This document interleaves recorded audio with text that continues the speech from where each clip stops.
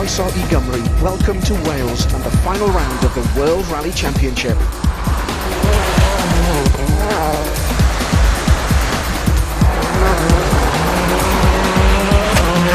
Round 14 of the series is the Rally of Great Britain, the traditional sting in the tail of the WRC.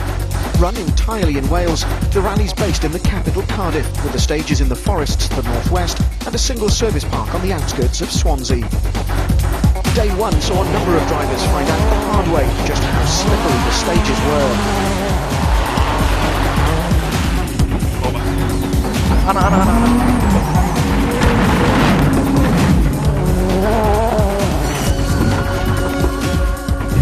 Very, very slippery. It almost certainly won't be a British driver who'll win this year. Richard Burns slid off the road on the first morning, and although he quickly got going again, his exhaust had been squashed and he lost around a minute and a half as a result. Colin McRae ran into trouble even earlier in the rally. The first forestry stage saw McRae and co-driver Derek Ringer lose over a minute stuck in a ditch.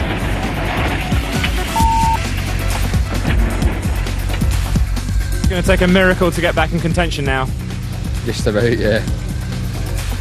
Others fared even worse. MotoGP world champion Valentino Rossi's first attempt at a WRC event ended on stage 2. Mechanical failure then forced ex-Formula 1 and IndyCar driver Mark Blundell to retire. One of the success stories of the first day was Walter's Arena, a new purpose-built spectator area in the Riola stage, a rallying amphitheatre where thousands of fans were able to see their heroes. The day was dominated by the man who's already clinched the world title, Marcus Grönholm. Fastest on every one of the forestry stages with fire, then calmly waved to our cameraman. He was very relaxed. The leader might be in a league of his own, but there's a thrilling battle for second place. Petter Solberg ended the day around 48 seconds down on Grönholm, but just 2.5 seconds behind the Subaru is the Ford Focus of Marco Martin. You're ready for a big fight with Petter Solberg? It's not going to be just Petter and me. It's Carlos is so close and everybody else. It's a long way to go. At stake this weekend is second position in the Drivers' Championship. With both Richard Burns and Colin McRae outside the points, as things currently stand, Carlos Sainz will finish the season as runner-up to Grönholm. There's still a long way to go, however. Going into day 2, Solberg and Martin are battling for second place, while the men behind Sainz will also be determined to improve their positions on the leaderboard. McRae and Burns especially will want to climb into the top 6 and so claim that second place in the championship. Day 2 would see another 6 stages, including the final run around the Cardiff Super Special. 74 of the original 85 crews were able to restart, and the weather threatened showers and longer periods of rain. Just as on the previous day, however, the day began dry and sunny. Stage 8 was the day's first and was something special. The 54.6-kilometre resolving stage was the rally's longest, and the virtual spectators able to show us exactly how it climbs upwards before running along a ridge and then descending again towards the finish. It also included some long straights which should favour the Peugeots. This isn't the kind of stage which Petter Solberg enjoys. The muddy road surface had been expected, but there were also drier, more stony patches, and to further complicate the tyre choice, even sections covered with slippery leaves. The top 15 run in reverse order on days 2 and 3, so the Skoda of Tony Gardemeister was first to tackle the stage. The Czech team were one of 4 battling to finish 4th in the manufacturing championship, and the Finn was a long way away from scoring any points. All 3 of the Hyundais were further up the leaderboard, but Armin Schwarz was about to drop down the order. Early in the stage, the Accent's rear bumper was damaged, but although the German didn't lose any time in the incident, things were about to turn nasty. Schwarz and co-driver Manfred Hiller drive on, keep an eye behind the pair. Smoke, then flames mean the car's on fire, and they quickly pull over to fight the blaze.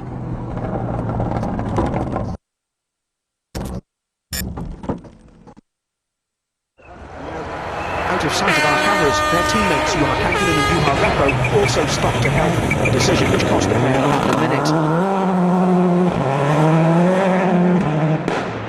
Once the fire was out, Schwarz carried on, being caught and passed by the Citroën of Sebastian Loeb. By now Loeb was 9th, but his teammate Thomas Ronstrup would retire on stage 8 with engine failure. Schwarz limped out of the stage around 10 minutes having been lost. He too ago, he'd retire from the rally. Despite opening both windows to clear the fumes, he was clearly in no shape to carry on. Armin, there's a smell of burning in the car. You look like you're suffering. What happened? We had a fire on the car just 3 kilometers into the stage. We could stop the fire because Stuart stopped to give us the fire extinguisher, but we had all the upgas come into the car for the whole stage. I'm finished now. To the relief of the spectators, Colin McRae didn't repeat his costly error from the previous day's first stage. 7th fastest to resolve it, he was 8th overall, but the paper stopped out the order different. 6th left over long crest, 50. 6th left over crest. And 6th left Krugi, opens and tightens and 3 right plus Slippy. Opens. Tommy Mackinnon was another driver who'd had problems on the slippery opening stages of day 1. To the disgust of the 4-time world champion, he'd have similar problems on day 2. Ja pitkä nyppy oikealle 15 alas.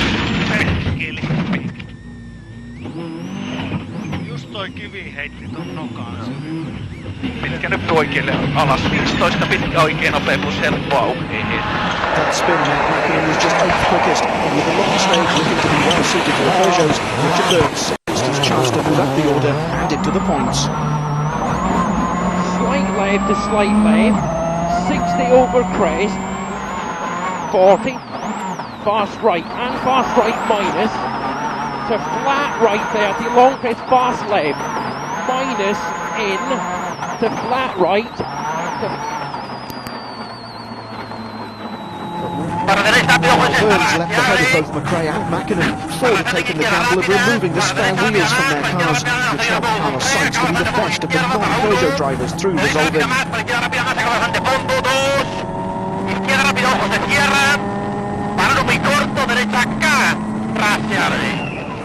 But it was the battle for second place which was attracting the most attention. Marco Martin stormed through the stage, again without a spare tyre, in an attempt to make up those 2.5 seconds. It was difficult in places. Some places were quite slippy, but to be honest, it wasn't too bad. Even the sun wasn't too bad, so it was a reasonable stage, just very long. George Martin had thrown down the challenge, but what would Sonberg do? 13. Right into 4, right minus, right speed in, opens to keep right to the crest and slow 2 left lines. There's your answer. I couldn't do anymore. I pushed hard and seems like they took me quite a lot, both of the Fords. Second place had changed hands, the lead was secure. That meant Gromholm was easing off. He was fastest yet again, completing an all-Peugeot top 3 on the stage to extend that lead still further. Vasen täys, 8. Tai oikein jouheen, soppu. Ja nyt vasen täys. Since the fight to finish 4th in the Manufacturers' Championship is a 3-way affair, we've asked the virtual spectator to compare a Skoda and a Mitsubishi to the 2 Hyundais. When Kankinen stops to help Schwarz, just watch Delacour and Gardemeister head off into the distance. Grunholm's lead was now over 1 minute and 7 seconds, while that weight-saving gamble had paid off for Ford and Martin was now second. Burns' charge meant he was now 6th and in the points, while both Mackinnon and McRae had slipped a place to make way for the Englishman. At service, Armin Schwarz's rally was about to end. Unfortunately, Armin had some major problems this morning. What happened? Early on in the first stage this morning, it looks like the exhaust has taken an impact from a rock or something, and that's dislodged it. Unfortunately, that set fire to the rear bumper. They put the fire out, but the fumes are pulled straight in through the tailgate, and Armin feels quite sick as a result of that. Do you think he's going to continue the rally? No, I think we'll pull him. He does feel quite unwell. There's nothing to be gained, so we'll pull the car here and now. As a team boss, you must be very, very pleased with Marco Martin's performance so far. Yeah, I think he's done a fantastic performance. We made a sort of a strategic plan this morning to try and get the car as light as possible in the most crucial stage. Took a bit of a gamble. We sent him and Carlos without spare wheels, etc. but if you look, the gamble has paid off. If he would have had a puncture, it would have been big problem, but luckily there was no problem, so it was attack mode, but now we have to go back to safe because there's so many changes without service. Yes, at the moment long stage work okay this morning, no problems, just a couple of punctures, but the moves this time work really well, so no problems at all, yes. Stage 9, Cruchan, was the rally's shortest forest test and would be repeated as stage 11. Former British champion Mark Higgins is the Ford team's test driver and had been given a focus for his home event. 10th going into the stage, Higgins would be one of the first to discover a low branch overhanging the road on co-driver Brian Thomas's side of the car. Right 5 over crest, 50, max left.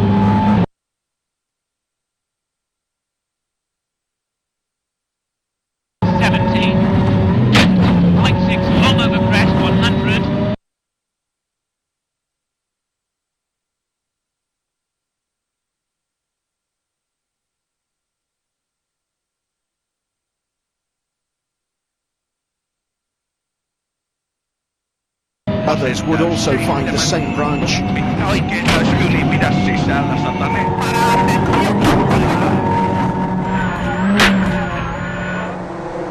Colin McRae would be 0.3 of a second quicker than Tommy Mackinnon through the stage.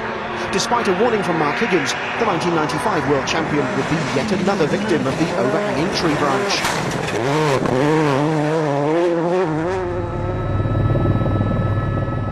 To 6 right over crest.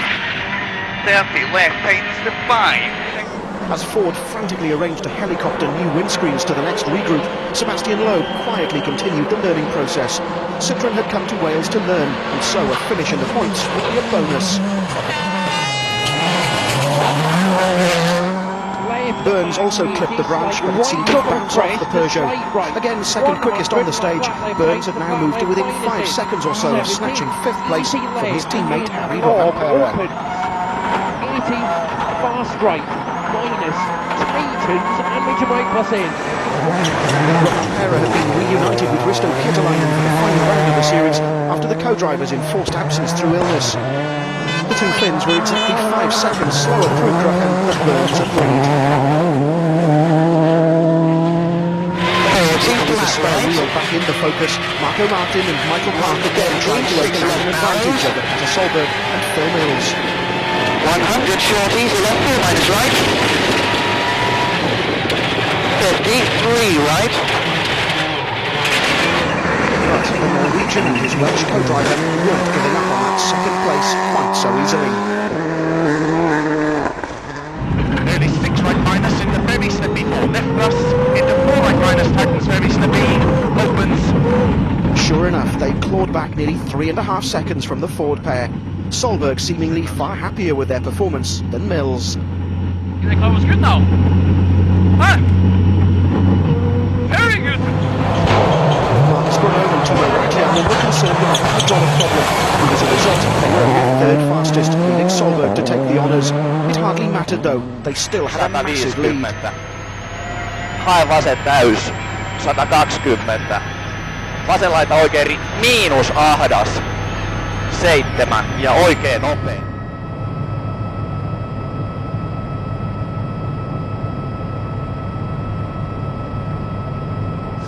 Stage 10, halfway, used a section of tarmac on an army training area, as well as the halfway forest itself. That stretch of asphalt, plus a suspension change, must have inspired Sebastian Loeb. He and co-driver Daniel Eliner were second fastest on the stage, a performance which drew praise from the Citroën team management.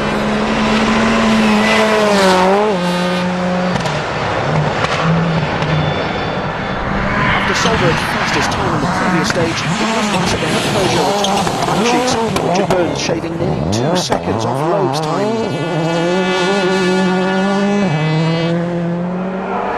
In another of the silver cars, Harry Rovanperä had virtually no brakes and had broken the rear left wheel bearing, so the 206 limped through the stage, losing nearly 40 seconds and a place to Burns. Rovanpera's problems meant Colin McRae was also closing on the Finn. Less than 5 seconds now separated the pair, with McRae having moved past Mäkinen after a good tyre choice helped him to take around 10 seconds off the Subaru on the stage.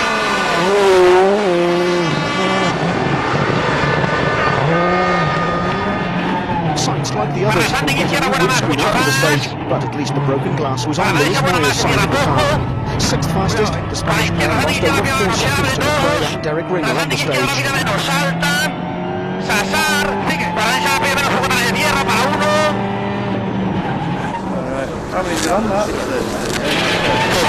In second place, Martin was also quicker than Sights and so was clearly on the pace. The Estonian though felt he'd made a poor tyre choice for the slippery conditions.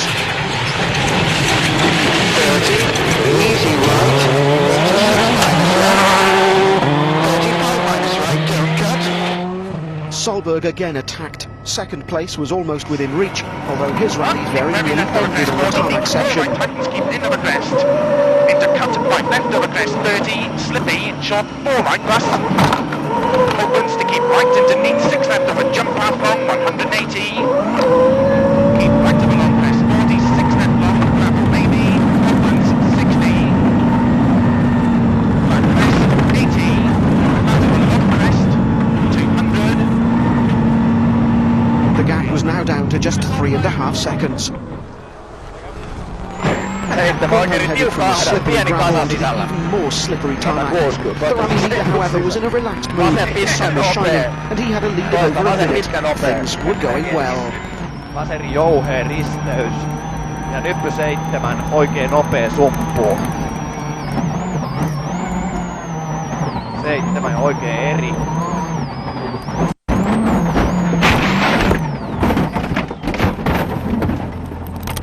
Ai saatana.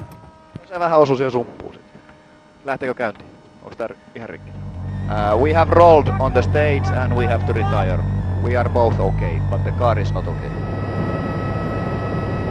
You can see it, we went off and but it was a little bit funny because I had a hydraulic problem and I was not 100% concentrated. I was shifting with a manual gear shifting and the diffs were not working correctly.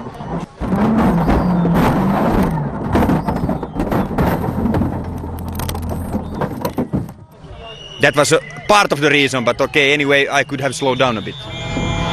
But others would also fall victim to the stage. Mitsubishi's Jani Parsonen was possibly distracted by the marshals, warning him of Grunholm's accident. Lyhyt oikein helppo plus.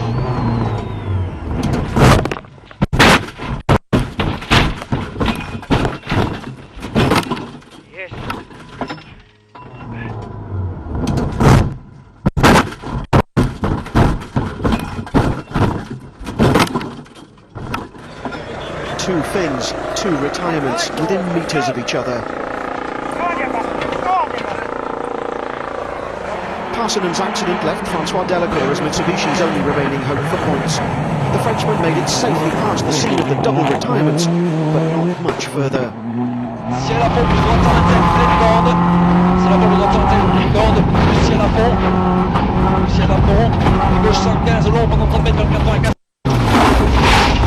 The driver clearly felt his stand-in co-driver was at fault. C'est ta faute. Pourquoi? J'étais dans le 115, d'où mes p*** bordel. Il était trop tard. Ils ont dû me l'annoncer 10 fois trop tard.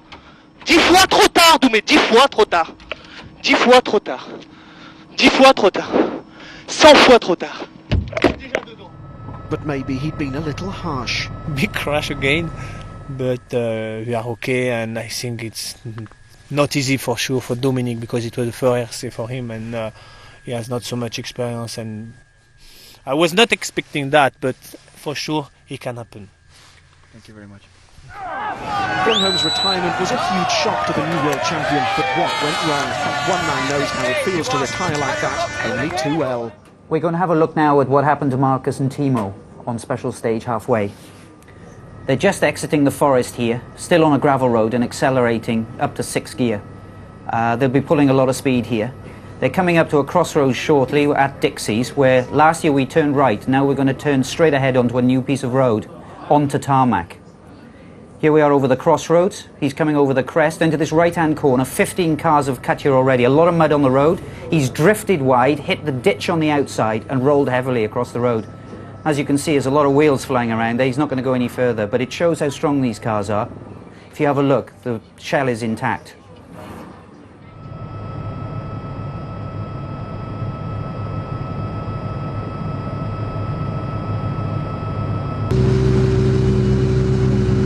Tommy, everybody's coming in with broken windscreens. What happened out there? There was some, I don't know, was it some tree or whatever? It was so bad I had to slow down. The visibility was completely terrible. Carlos, the rally's wide open again now. Are you ready for a big fight? Yes, actually we have been the whole rally fighting with Peter and Marco, and now obviously it's more open. Petter, you've won your first stage of the rally. You're just 3.5 seconds behind Marco Martin. Do you think you can catch him? Yeah, it's completely different stages and it fits me and the car much better. So now it's possible again. I said it before, so yeah. Now you're leading. You feeling any more pressure? There is no. I mean, the same fight continues. Really, Max was just doing his own rally again, so the rest of us were just fighting. So I think the battle continues. Just I think the reward is not first place, not the second place. Stage 11 and a rerun of the rally's shortest test, Crufan. By now, Mackinnon was fighting his own private battle with McRae. Nearly 3 seconds apart going into stage 11, the impressive would move ahead again by the smallest of margins, 1/10 of a second.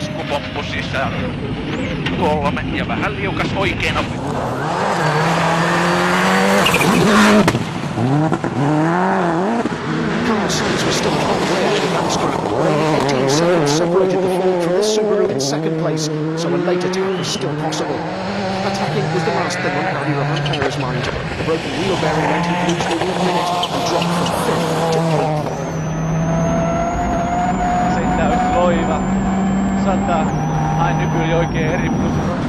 Grumman crashing out of the fight for second place, and the battle for victory. 3 crest, flat left, 100, 3 plus left, 5 right tightens. After the frustration of the day's first stage, Solberg had been quicker than Martin on every other. Stage 11 looked to be no different. Two of World Rallying's stars of the future within tenths of seconds of each other, with the Subaru again marginally quicker.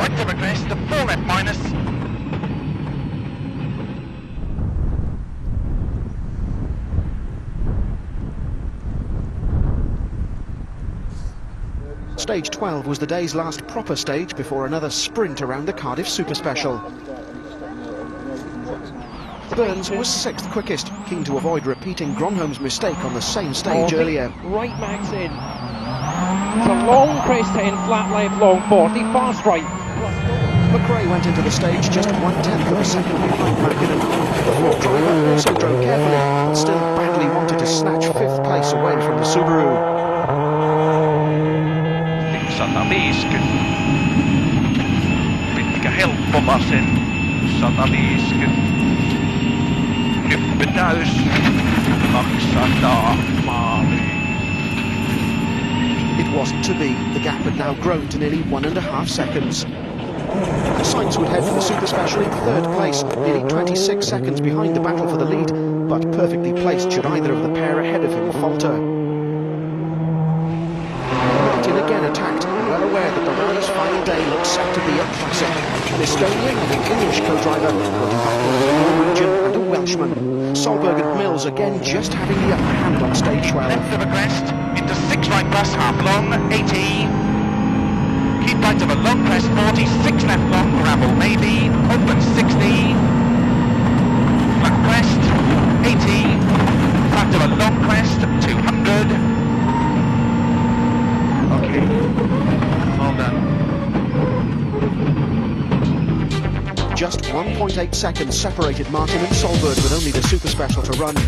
Sainz, Burns, Mackinnon and McRae will all have to wait and see what will happen tomorrow, while 9th place will be enough for Freddie Loitz to give Hyundai 4th place in the Manufacturers Series. Feeling any pressure at all? Yeah, I think it's just great fight. Would be nice if we can really fight it to the end and see what happens. So it's not going to be easy, but would be interesting at least. We're gonna do our best. You know, you can't go like crazy either. You know, to maybe lose the place we have, but it's gonna get a good fight. But I could have been so good fun to get on the podium in the World Championship. You know. And that's the plan, and but we have to win. We have seen many years, most experienced drivers, all young, doesn't matter whatever it is, it's very easy to make a mistake and anybody can go off. So will it be Petter Solberg or Marco Martin who will finally score their first World Rally victory tomorrow? Join us for highlights of day 3, but from Wales it's North Star. Good night.